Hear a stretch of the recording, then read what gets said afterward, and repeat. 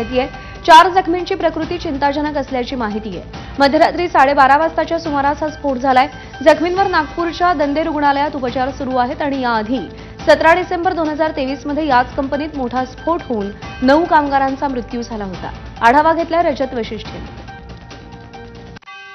नागपूर अमरावती रोडवरील बाजारगाव जवळची solar explosive company जी आहे ती स्फोटकं आणि त्याच्याशी संबंधित जे काही विविध रसायनं असतात त्यांच्यावर प्रक्रिया करून स्फोटकं आणि डिटोनेटर्स बनवण्याचं काम करते आणि याच कंपनीचा जो प्लांट आहे त्यामध्ये काल रात्री 12:30 वाजताच्या सुमारास भीषण स्फोट झाला आणि त्याच्यामध्ये मयूर गणवीर नावाचे जे एक सुपरवायझर त्या संबंधित प्लांटचे होते त्यांचा दुर्दैवी मृत्यू झालेला आहे। तर इतर 17 कर्मचारी जे आहेत ते जखमी झालेले आहेत। आतमध्ये सुरक्षिततेच्या अनुषंगाने ज्या काही उपाययोजना केल्या जात आहेत ते केल्या जात असल्याची माहिती प्रशासनाकडून दिली जात आहे। मात्र एक भीषण स्फोट या सोलार एक्सप्लोजिव्ह कंपनीमध्ये झाला आणि त्यामध्ये एका कामगाराचा मृत्यू होऊन 17 जण जे आहेत ते जखमी झाले आहे। कॅमेरामॅन अतुल हिरडेसह रजत वशिष्ठ, एबीपी माझा, बाजारगाव, नागपूर।